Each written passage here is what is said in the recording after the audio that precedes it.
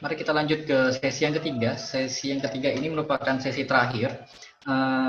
Izinkan saya untuk membacakan CV pemateri kita yang ketiga terlebih dahulu. Nama lengkap Dr. Arif Wicaksono MBiomed, tempat tanggal lahir di Yogyakarta, 30 Oktober 1983. Alamat kantor di Fakultas Kedokteran Universitas Tanjung Pura.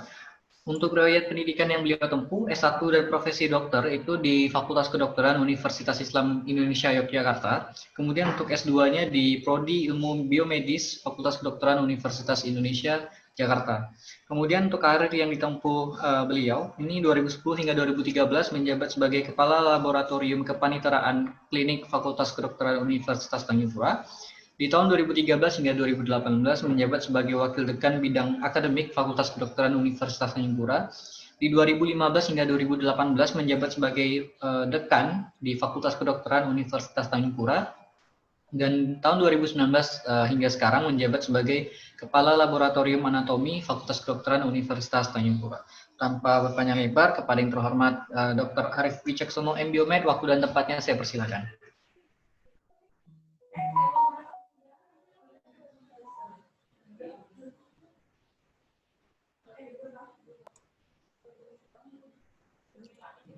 Oke. Baik, selamat siang. Assalamualaikum warahmatullahi wabarakatuh. Terima kasih untuk panitia tim Bandar ya yang sudah bersusah payah membuat acara webinar ini. Terima kasih untuk para narasumber yang sudah berkenan hadir, Dr. Ibnu dan Dr. Sudarman, kemudian para peserta yang juga banyak sejawat ya. Terima kasih sudah bersedia untuk mengikuti webinar kali ini. Kali ini saya akan membahas sedikit tentang telemedicine ya. Ini yang saya sampaikan pada webinar series kelima, 19, kapan periksa ke dokter. Kita berangkat dulu dari definisinya. Kita lihat, tele itu artinya jauh, dan medicine, medical itu artinya adalah ilmu kedokteran atau obat. Nah, di gambar di bawah kita bisa lihat, kayak gitu kah sebenarnya? Atau kita dari jauh gitu, jadi kayak dukun dong ya, kayak dokter Strange, sembuhin seseorang dari jauh. Ini adalah kasus di puskesmas bahwa untuk pendaftaran saja harus seperti itu gitu, karena musim COVID-19. Nah, kita lihat gambar yang di atas, udah ada lagi tuh. Ini sebenarnya masih dalam pembahasan etik juga ya, jadi kita harus sekitar 1-2 meter tuh kalau mau memeriksa pasien. Apakah harus seperti itu? Jadi stetoskop kita itu kita kasih kayu atau besi panjang baru kita masih perdebatan juga. Ternyata yang data yang saya dapatkan itu dari tahun 1970 itu sudah ada.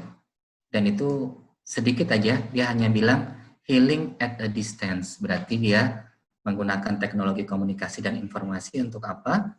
Untuk meningkatkan kesehatan pasien, meningkatkan akses ke perawatan, dan meningkatkan informasi medis. Tadi sudah dibahas sedikit oleh narasumber sebelumnya ya, jadi nggak harus yang berbasiskan internet, bahkan menggunakan telepon saja bisa. Kemudian kalau di tingkat yang lebih jauh lagi, sudah ada beberapa bantuan dari internet seperti menggunakan Google, menggunakan Skype, atau menggunakan WhatsApp ya, seperti itu. Oke, ternyata dari tahun 1970 definisi baru oleh WHO itu baru di tahun 2007. Ini sedikit. Yaitu penyampaian pelayanan kesehatan saat jarak merupakan faktor kritis untuk semua profesi kesehatan. Jadi tidak cuma dokter gigi bisa, perawat bisa, bidan bisa. Menggunakan teknologi komunikasi dan informasi sebagai pengganti informasi yang valid untuk diagnosis, penata laksanaan, dan pencegahan penyakit dan trauma. Bisa juga digunakan untuk penelitian dan evaluasi, dan untuk pendidikan berkelanjutan penyedia layanan kesehatan bertujuan untuk meningkatkan kesehatan individu dan masyarakat. Jadi dari definisi yang sangat rumit ini, kita bisa menarik beberapa kesimpulan. Jadi ada teknologinya dulu, kemudian untuk apa? Jadi seperti penggantian. Kalau nggak bisa ini, kita menggunakan teknologi yang ini, seperti itu. Kemudian bisa juga untuk semua profesi kesehatan itu bisa, tidak cuma dokter. Kemudian nih, ada penelitian dan pendidikan berkelanjutan. Nah, apa yang kami lakukan saat ini, apa yang rekan-rekan sedang ikuti saat ini, udah merupakan telemedicine juga, tapi untuk materi-materi yang tertentu yang tidak langsung ke arah pasien, seperti itu. Nah, kemudian di Indonesia sudah ada ya beberapa itu, dan masuk ke vendor-vendor tertentu tuh, nanti kita dibilang, ayo ikut ini, menggunakan aplikasi ini. Nah, gitu ya. Ini udah saya sedikit sensor ya, tapi malah operatornya nggak tersensor ya, maaf ya, seperti itulah. Jadi ini sebenarnya pilihan juga, apakah kita mau atau tidak. Oke, kemudian yang secara umumnya telemedicine itu diturunkan lagi yang namanya telehealth, berarti yang kesehatan. Kalau yang medicine itu bisa aja segala macam kesehatan juga, tapi bisa kayak yang lain-lain. Apa sih yang dimaksud dengan telehealth? Telehealth adalah penyampaian dan pelayanan kesehatan dan pelayanan terkait kesehatan, seperti perawatan, penyediaan dan edukasi pasien, pelayanan informasi kesehatan dan perawatan individu melalui telekomunikasi dan teknologi komunikasi digital. Setidaknya ada 4 hal penting. Yang pertama, untuk menyediakan dukungan klinis saat sesuatu hal terjadi. Contohnya ya, di nomor 2 ini. Mengatasi hambatan geografis, menghubungkan lokasi fisik yang berbeda. Nah, jadi misalnya kita lagi di mana, di tempat di kota A, ternyata pasiennya di Kabupaten B. Mungkin seperti lagi apa lagi yang bisa dilihat dari untuk telemedicine ini. Kemudian melibatkan beberapa jenis teknologi komunikasi dan informasi. Sekali lagi, ini adalah pilihan baik dari penyedia, provider, dari tenaga kesehatan, dari klinik, dari rumah sakit, dan juga pasiennya. Jadi pasiennya juga bisa milih dia mau ikut yang mana. Dan yang keempat, bertujuan untuk meningkatkan kesehatan. Jadi maksudnya meningkatkan kesehatan ini bisa dari informasi. Jadi yang informasi yang nggak tahu bisa jadi tahu. Yang kemudian yang dari sakit, nah kemudian jadi lebih mengerti tentang penyakitnya, dan ada juga nanti beberapa penanganan yang bisa melalui telemedicine ini. Nah, saya ada mengikuti beberapa kali webinar dan beberapa buku ya tentang telemedicine ini ya. Jadi sebenarnya nih ada beberapa hal yang harus kita baca dulu, kita pelajari dulu sebelum kita sampai ke dalam yang namanya telemedicine. Yang pertama kita lihat dulu undang-undang praktik kedokteran seperti apa, undang-undang kesehatan seperti apa, kemudian undang-undang tentang sistem informasi kesehatan, kemudian izin dan pelaksanaan praktek, dan yang baru-baru ini di tahun 2020 ada COVID-19 sebagai bencana nasional. Itu adalah dasar-dasar hukumnya. Nah, kemudian bagaimana nih kita berpraktek di saat ini?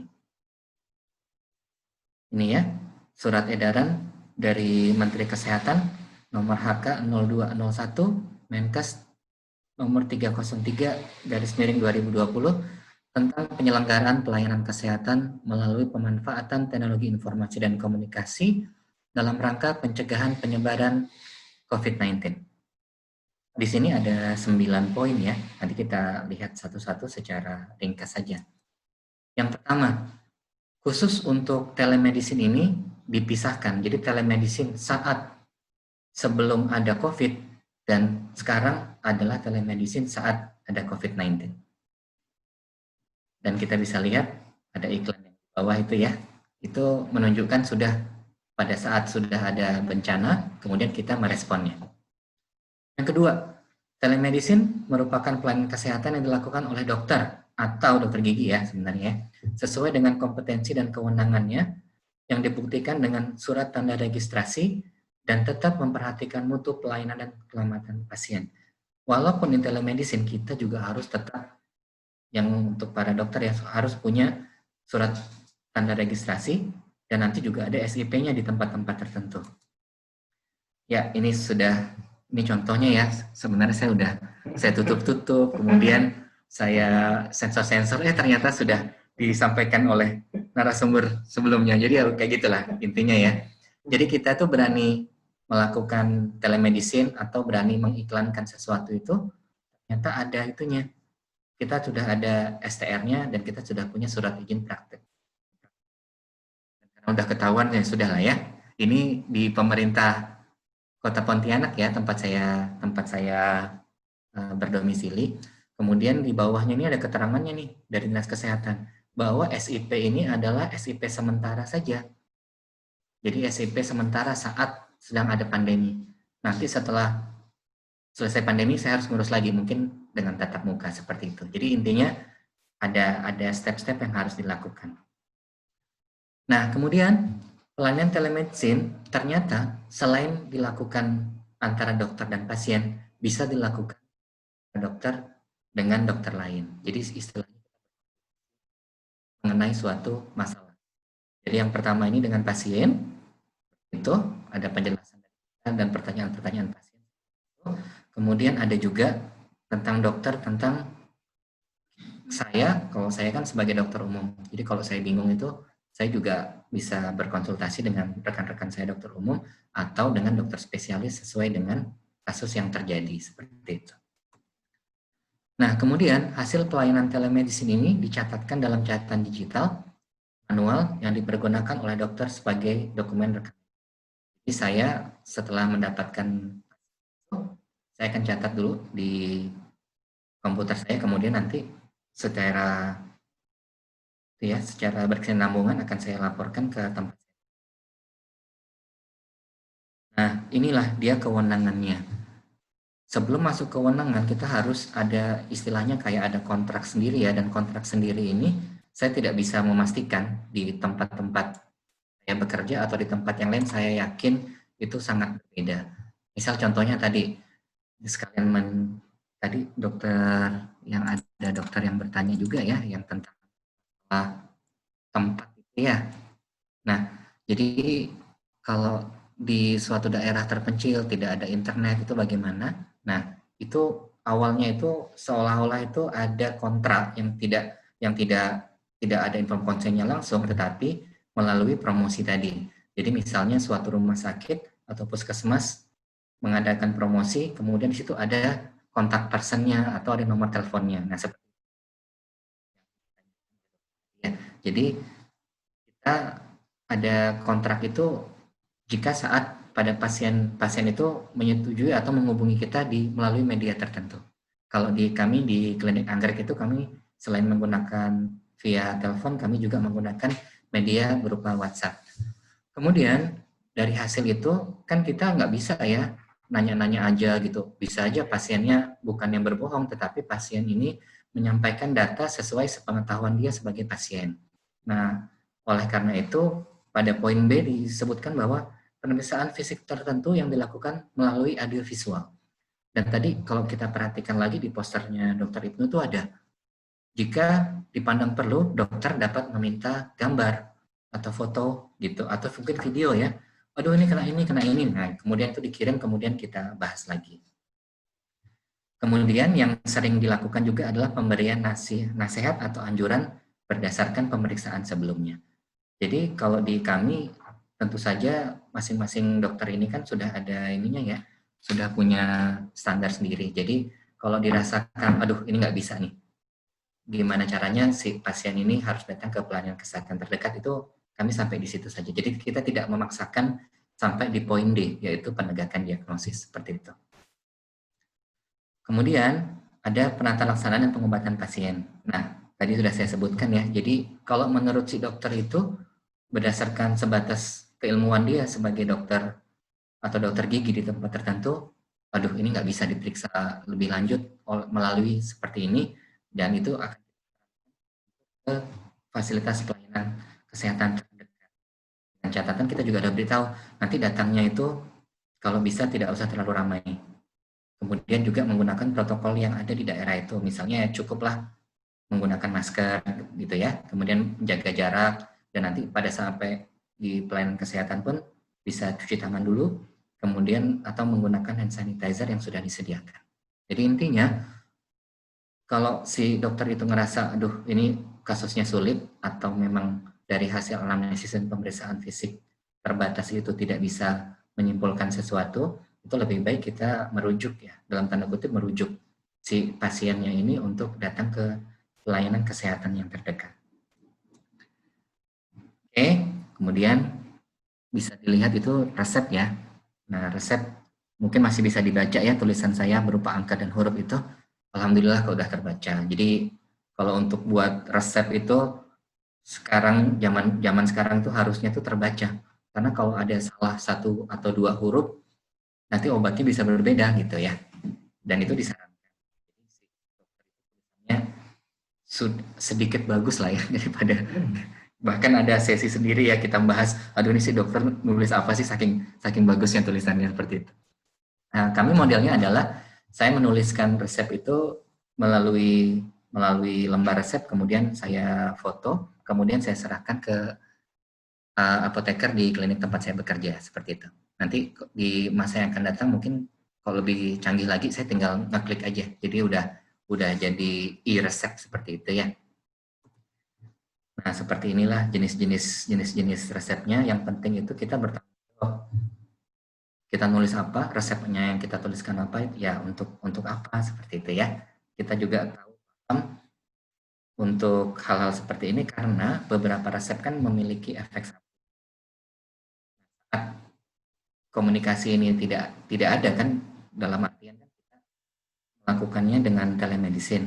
Bisa saja kita menuliskan di chat atau di dalam telepon itu obat yang ini fungsinya ini, dipakainya sampai habis atau tidak, kemudian menimbulkan ini. Nah, jika menimbulkan ini tolong dihentikan atau seperti apa, seperti itu. Kemudian yang menarik adalah di poin nomor 9. Bagaimana sih mengantarnya ya? Dan kemarin saya sudah berdiskusi juga dengan klinik anggrek dan juga saya juga dengan rekan-rekan saya yang lain, termasuk dengan Dr. Sudarman juga, bagaimana gitu ya. Kalau misalnya di klinik itu biasanya adalah mereka kemudahan dengan cara mereka ambil di klinik itu. Kemudian juga kemarin kami juga ada ini ya, ada juga pembicaraan bahwa menggunakan media-media lain yang online seperti Gojek seperti itu ya. Kemudian apalagi ya Maxim ya, Dokter Ibnu ya. Jadi pokoknya intinya itu kita ubah dari yang belanja online itu jadi belanja obat. Dalam artian belanja bukan belanja ya, tapi pengantarannya saja. Dalam artian kan sekarang lagi sulit nih. Kita belum bisa kan? Belum bisa mengantarkannya langsung gitu. Nah, jadi itu sebenarnya juga merupakan biaya juga kan. Jadi makanya di beberapa klinik itu untuk telemedicine-nya itu kita menggunakan yang gratis saja karena ya udahlah kita ini bantu pasien aja, bahkan pasien kan masih harus ngambil obat lagi seperti itu. Nah, kemarin juga ada beberapa webinar yang diadakan oleh FKUI sama FKUGM yang memang mereka lebih settle ya, dan mereka itu dari awal itu sudah lumayan, bukan lumayan lagi, memang udah baik dari awal pendaftarannya sampai nanti itu obat diterima mereka itu semuanya online. Jadi gitu. Jadi mereka sudah mungkin ada nomor rekening juga nanti ya Dokter Ibnu ya yang bisa kita itu kan di mana sehingga nanti untuk saat pasien mengambil obat ya mereka udah langsung klik aja. Mereka tinggal nunggu. Tapi ya sekali lagi itu pilihan juga kan apakah mau seperti itu, apakah atau mereka saya dekat kok dengan klinik jadi saya bisa ngambil. Nah, jadi intinya tuh kita meminimalisasi pertemuan atau kontak gitu. Karena kita nggak tahu apakah kami ini kena para nakesnya yang meriksa tuh, ataukah dari pasiennya juga udah ada COVID-nya, atau pas di jalan dikena, atau kita nggak pernah tahu. Jadi seperti itu. Di sini dikatakan sistem elektronik secara tertutup itu karena dalam sistem ya. Jadi kita bilang kita mengeluarkan resep apa, nanti dari pihak farmasinya tinggal mengeluarkan dan nanti akan sampailah obat-obat ini ke pasien. Saya rasa ini beberapa referensi yang saya gunakan. Kemudian kalau rekan-rekan ingin baca lagi, yang besarnya itu saya pakai dari WHO dan dari Kemenkes. Kemudian kalau yang dari unit-unit lain seperti CDC, kemudian Harvard Medical School, Imperial College London. Nah, kemudian kalau rekan-rekan ingin tahu yang di Indonesia itu saya sudahlah kan banyak tuh, dari sini ngeluarin, dari mana-mana ngeluarin, lebih baik kita satu aja di gugus tugas percepatan COVID-19. Di situ ada berita kemudian biasanya juga ada protokol-protokol terbaru di Indonesia mengenai COVID-19. Saya rasa itu yang bisa saya sampaikan. Terima kasih. Saya kembalikan ke moderator. Oke, baik. Terima kasih kepada Dr. Arif Wicaksono MBiomed yang telah menyampaikan materi tentang telemedicine. Jadi, telemedicine ini sebenarnya bukan pengobatan jarak jauh seperti yang disinggung Dr. Arif ya, seperti paranormal atau segala macam, bukan ya. Tapi emang ya salah satu cara para tenaga kesehatan untuk bisa menyampaikan informasi, bisa menyampaikan apa ya, hal-hal terkait yang dibutuhkan sama masyarakat lah ya, khususnya yang membutuhkan penanganan medis seperti itu.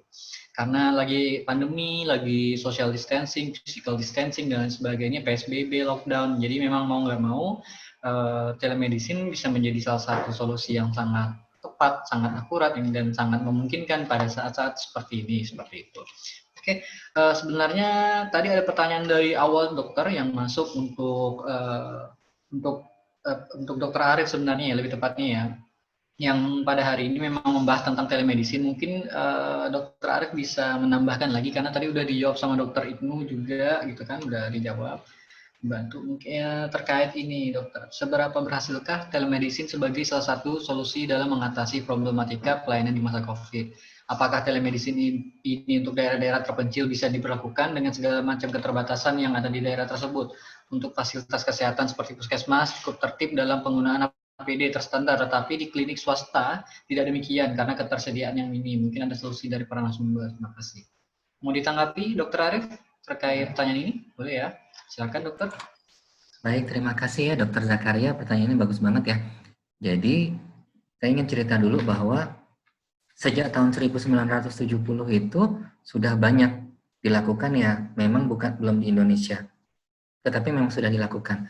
Kemudian, karena kami di bagian pendidikan, karena kami dosen juga ada pendidikan kedokteran secara daring, secara online, yang sering disalahartikan dengan PJJ itu ya, dengan pendidikan jarak jauh.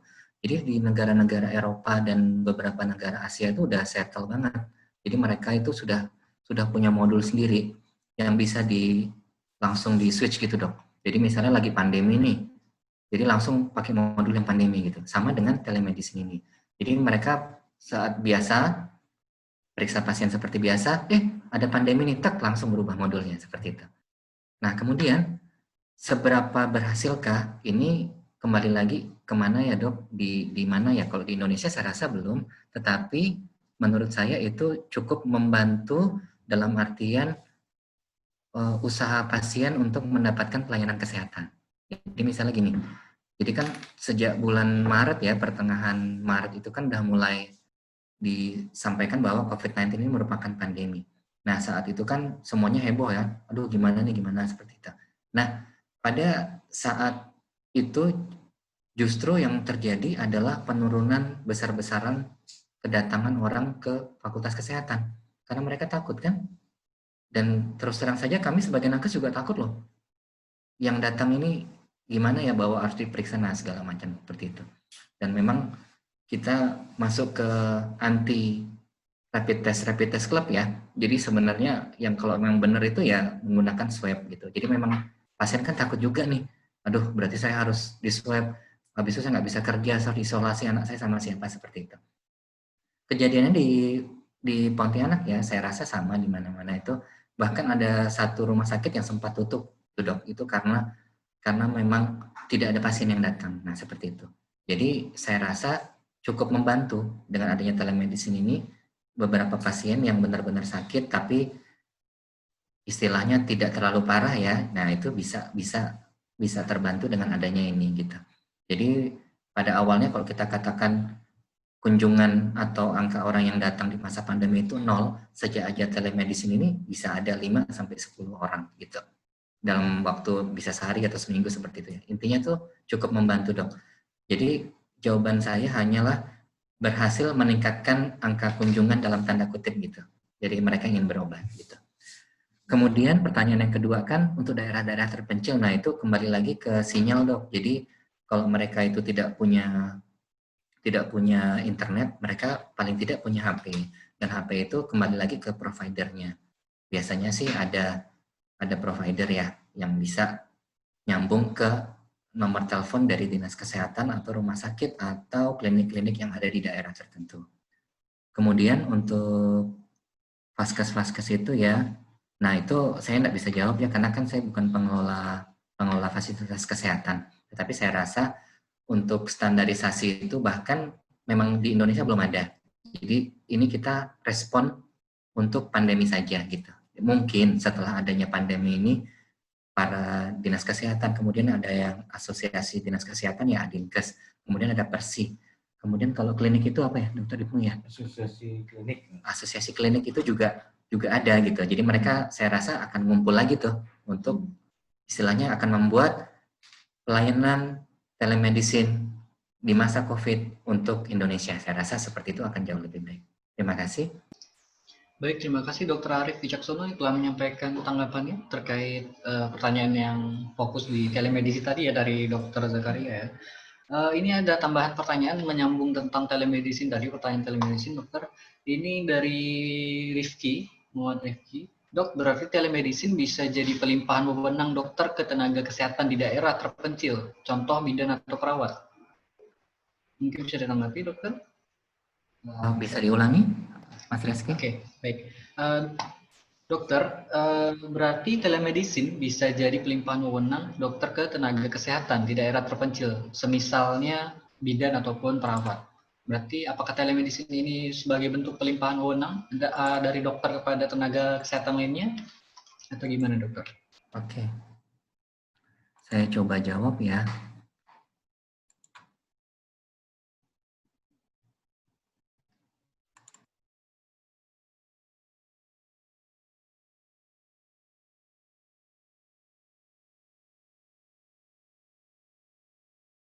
Dikarenakan yang paling sering disambungkan atau disandingkan itu kan dokter dan dokter gigi ya, buat rekan-rekan semuanya ya.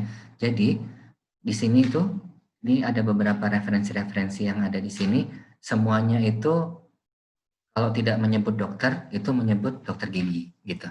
Saya tidak tahu untuk yang nakes yang lain, tetapi pelimpahan wewenangnya kita kembali lagi ke definisi yang pertama itu Mas Reski.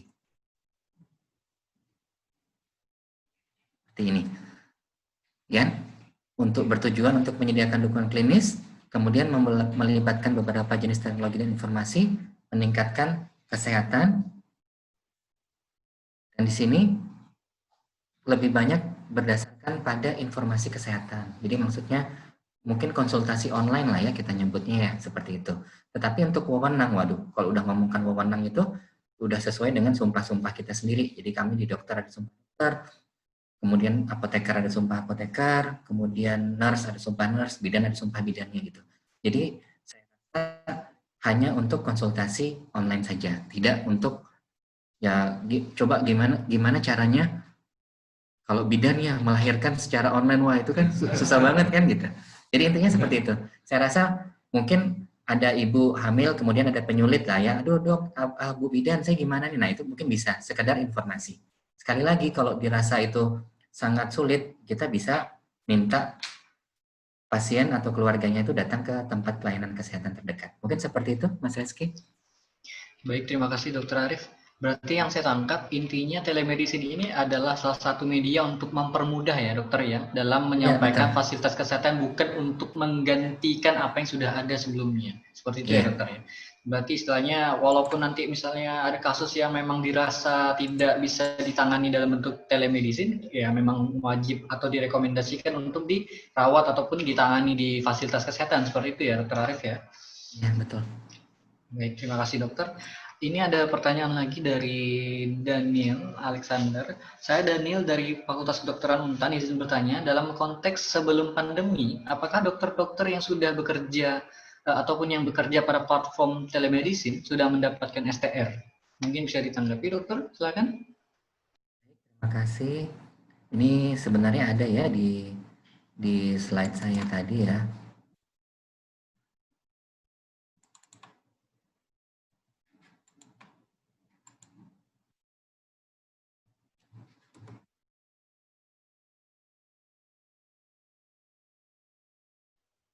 Ini adalah yang paling baru ya. Kalau nggak salah saya ini bulan April tahun 2020 tentang penyelenggaraan pelayanan kesehatan. Dan di sini sudah sangat jelas tuh di nomor 2 ya. Telemedicine merupakan pelayanan kesehatan yang dilakukan oleh dokter sesuai dengan kompetensi dan kewenangannya yang dibuktikan dengan surat tanda registrasi. Nah, jadi kalau mungkin Mas Reski kan bukan dari kedokteran ya, jadi bingung apa sih STR gitu ya. Jadi STR itu surat tanda registrasi yang menunjukkan kita ini merupakan dokter di mana gitu. STR itu merupakan tanda bahwa kita itu dokter di Indonesia, seperti itu. Kita harus dapat STR dulu, setelah dapat STR, kita bawa STR-nya ke Dinas Kesehatan. Untuk apa? Supaya kita dapat SIP namanya, surat izin praktek, kayak gitu. Jadi kita dapat STR dulu, baru kita dapat surat izin praktek. Nah, jadi pertanyaannya, kalau ada platform-platform seperti bla bla bla dok atau apa-apa dok gitu ya, ada kan, mungkin udah tahu semua lah ya tentang apa itu. Nah, itu diuruskan oleh pihak vendornya itu SIP-nya di situ gitu. Jadi dokter itu dapat 3 SIP. Dapat 3 SIP itu berarti bisa ke 3 tempat praktek seperti itu. Jadi mungkin praktek satu di rumah sakit mana, satu melalui telemedicine di vendor apa itu bisa gitu. Jadi dan itu hal-hal kayak gini tuh etikanya udah sangat banyak dibahas ya, dan saya rasa udah pasti ada. Jadi kalau memang ada yang praktek tanpa STR itu, wah itu malah akan panjang kasusnya, baik untuk dokternya atau pihak yang memperbolehkan si dokter itu untuk praktek. Jadi saya rasa jangankan STR-nya, SIP-nya udah pasti udah jelas ada di situ. Seperti itu ya, Mas. Terima kasih. Baik, terima kasih dokter. Berarti idealnya seluruh dokter ataupun fasilitas kesehatan sudah ada STR dan juga SIP-nya ya dokter. Jadi ya memang harusnya udah resmi ya. Kalaupun misalnya Ya. belum ada, berarti patut dipertanyakan itu ya dokter ya. Iya. Dan itu sebenarnya pasiennya nggak perlu bertanya ya. Jadi pasien percaya aja, misalnya pasien datang udah pasti dokter itu udah pasti punya SIP di tempat itu dan punya STR seperti itu.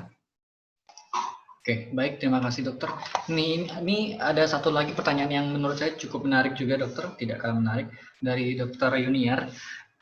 Tadi kan kita udah ngomong panjang lebar tentang telemedicine nih, yang intinya kita bisa membantu orang yang membutuhkan lah ya lewat jarak jauh lah, berbagai macam media, entah internet, sosial media dan sebagainya. Nah, gimana tuh dokter terkait pembiayaannya? Apakah memang nanti dokternya ataupun pasiennya akan bayar lewat online atau bagaimana gitu? Atau misalnya anggaran dana untuk telemedicine untuk para dokter yang melaksanakan telemedicine ini seperti apa dokter? Mungkin bisa ditanggapi. Baik, pertanyaannya bagus ya. Jadi sebenarnya balik lagi sih ke niat kita awalnya itu buat apa kan? Kalau saya di klinik saya di Pontianak itu memang untuk membantu pasien. Jadi memang ya itu kan nanti ada yang pasti dari sisi lain lah ya rezeki itu, saya sih berpikirnya seperti itu. Jadi kalau di klinik anggrek kami itu free. Jadi pasien hanya bayar obatnya aja. Dan mungkin nanti ada biaya lain pas sampai untuk menyampaikan si obat itu nyampe ke pasien begitu. Kalau untuk di yang lain itu terus terang udah pernah menawarkan saya dan saya belum saya ambil tawaran itu karena setahu saya nanti itu mereka mainkannya di obat. Jadi misalnya satu obat nih, udahlah sebut aja paracetamol harganya 10.000. Tapi nanti ke pasiennya itu akan dijual lebih mahal dari itu gitu. Jadi sebagian itu buat untuk konsultasi dokternya. Seperti itu kejadiannya di Indonesia gitu. Jadi ya berbeda lah ya yang di masing-masing klinik, masing-masing vendor yang mengusulkan jenis-jenis telemedicine itu seperti apa akan berbeda dan itu memang ada hitungannya. Dan alhamdulillah kalau memang kita masih sama manajerialnya itu masih satu pandangan itu sebenarnya nggak masalah kan, kita bisa diomongkan aja. Terima kasih. Baik, terima kasih Dokter Arif. Berarti telemedicine ini tidak menilai ataupun tidak melihat si pasien ataupun orang yang membutuhkan tadi dari segi klasifikasi ininya ya dokter ya, kayak misalnya pasien umum, pasien BPJS, gitu segala macam pembiayaannya gitu ya. Berarti memang dikhususkan untuk ini ya, memang untuk ya sejauh ini tergantung ke fasilitas kesehatan masing-masing dan juga kesepakatan sama dokternya mungkin ya dokter Arif ya. Iya, Mas Rizky, benar sekali. Jadi kalau untuk telemedicine tuh udah pasti umum, Mas Rizky. Jadi udah dianggap umum gitu. Jadi, nah umumnya itu karena umum atau swasta itulah makanya pihak-pihak vendor itu memang memang udah punya hitungannya sendiri seperti itu.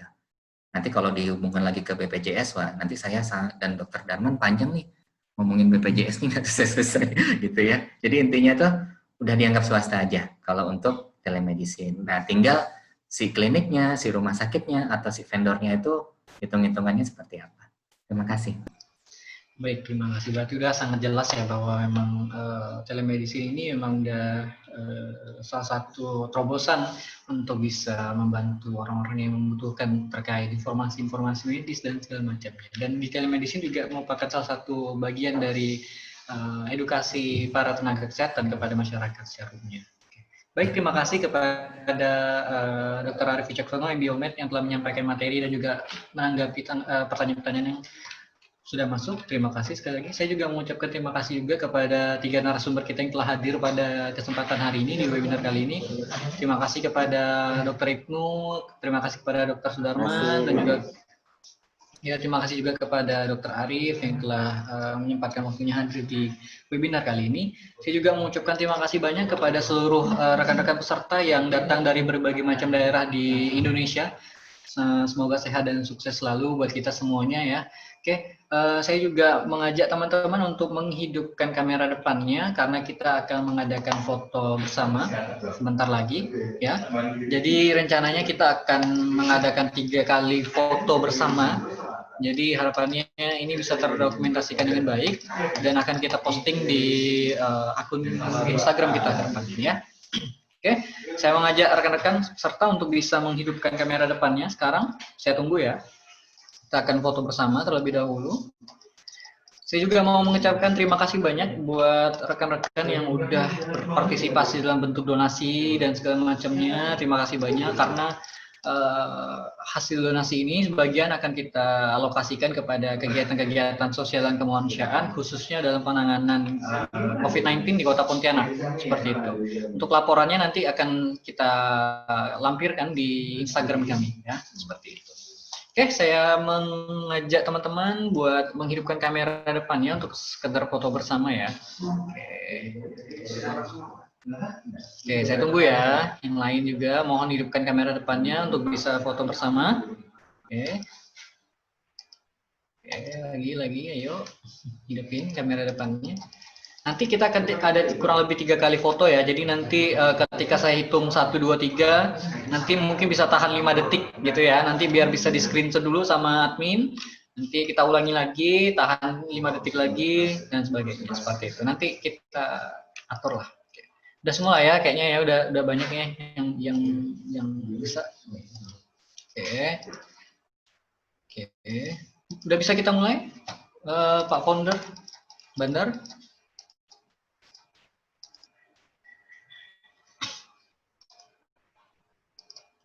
Udah boleh, Pak Dokter, Pak Founder, Bandar? Udah boleh? Udah bisa kita mulai?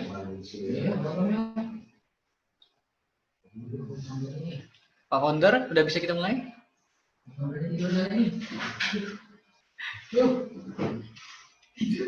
Udah. Sip ya, sip ya, oke ya. Oke, oke, saya cek dulu ya. Sip, oke, yuk, rata-rata udah hidup lah ya. Oke, bisa kita mulai ya. Oke, mari kita foto bersama. Oke, 1, 2, 3.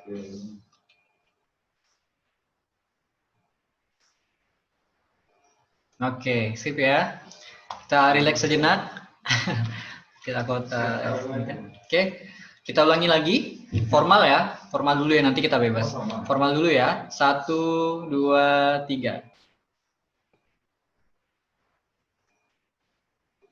Oke, relax.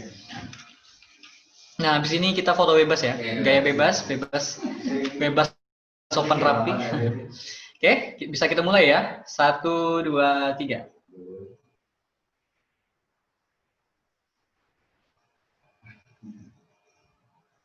Sip ya, bisa ya. Oke.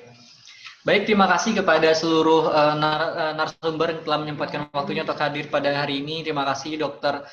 Ibnu, Dr. Sudarman, Dr. Arif yang telah menyempatkan waktunya. Terima kasih atas ilmunya, luar biasa. Terima kasih sekali lagi. Dan saya juga tidak henti-hentinya mengucapkan terima kasih banyak kepada seluruh peserta pada webinar kali ini yang telah luar biasa berkontribusi, baik sudah berdonasi maupun mengikuti webinar dari awal sampai akhir. Terima kasih banyak.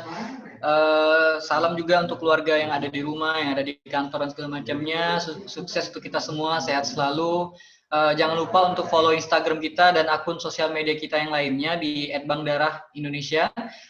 Teman-teman juga bisa nanti lihat rekaman webinar kita hari ini maupun webinar-webinar sebelumnya di akun YouTube kita di Bank Darah Indonesia. Itu lengkap semua, berbagai macam webinar dengan berbagai macam tema kemarin telah kita upload. Termasuk untuk hari ini juga nanti akan kita upload, webinar hari ini akan kita upload di berbagai macam sesi nantinya.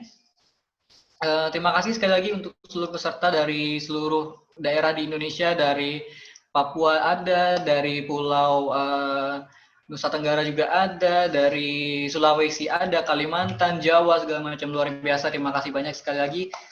Kami dari Bandar mengapresiasi sekali atas kontribusi rekan-rekan peserta dan juga narasumber yang luar biasa. Terima kasih. Kami juga sangat mengharapkan kita bisa bersilaturahmi lagi ke depannya di webinar-webinar selanjutnya dan program-program lainnya, seperti itu ya. Jangan lupa follow Instagram kita karena kita akan update informasi maupun dokumentasi kegiatan kita hari ini dan juga akun YouTube kita di Bank Darah Indonesia untuk rekaman-rekamannya. Terkait materi juga sertifikat nanti rekan-rekan peserta akan kami kirimkan ke email masing-masing. Syaratnya sangat mudah, adalah dengan cara mengisi kuesioner yang nanti akan saya bagikan linknya di grup, seperti itu ya. Jadi pastikan rekan-rekan peserta di sini sudah masuk ataupun tergabung di grup peserta webinar. Nanti akan saya share link untuk mengisi kuesioner. Ketika teman-teman sudah mengisi kuesioner, nanti akan kita kirimkan email dan juga materi yang ada di webinar pada hari ini, seperti itu. Oke, terima kasih sekali lagi kepada seluruh peserta, rekan-rekan yang telah mengikuti webinar, mungkin dari webinar pertama sampai webinar sekarang. Terima kasih banyak. Terima kasih juga buat para donatur yang sudah luar biasa mau menyisihkan sebagian rezekinya untuk kita nanti alokasikan ke kegiatan-kegiatan penanganan COVID-19 di Kota Pontianak. Laporan kegiatan penanganan COVID-19-nya nanti akan kita upload juga di media sosial kita, jadi pantengin saja. Seperti itu. Nah, ini ada link kuesionernya, mungkin bisa rekan-rekan copy terlebih dahulu di kolom komentar. Ini sudah ada link kuesioner yang nanti bisa diisi untuk sebagai bahan untuk ngeklaim sertifikat dan juga materi. Seperti itu ya. Sekedar informasi juga, sertifikat dan materinya nanti akan dikirim ke masing-masing email paling lama itu sekitar 3 atau 4 hari kerja ya, seperti itu. Oke, terima kasih sekali lagi kepada seluruh peserta dan narasumber. Kurang lebihnya saya mohon maaf jika ada kekurangan, ada kesalahan, ada kehilapan, kami mohon maaf. Mewakili Bandar, saya mengucapkan terima kasih dan assalamualaikum warahmatullahi wabarakatuh. Terima kasih untuk tim Bandar, terima kasih Dr. Ibnu, Dr. Sudarman, Dr. Regi, Dr. Mbak Eva sudah bergabung, kemudian Dr. Welanda yang di Semarang, dan rekan-rekan yang jauh. Terima kasih Bu Arina yang nggak tahu lagi di mana. Terima kasih semua peserta ya sudah mengikuti webinar pada kali ini. Mudah-mudahan apa yang kita diskusikan pada hari ini paling tidak sedikit lah memberikan tambahan pengetahuan. Baik, selamat sore. Assalamualaikum warahmatullahi wabarakatuh. Waalaikumsalam warahmatullahi wabarakatuh. Terima kasih.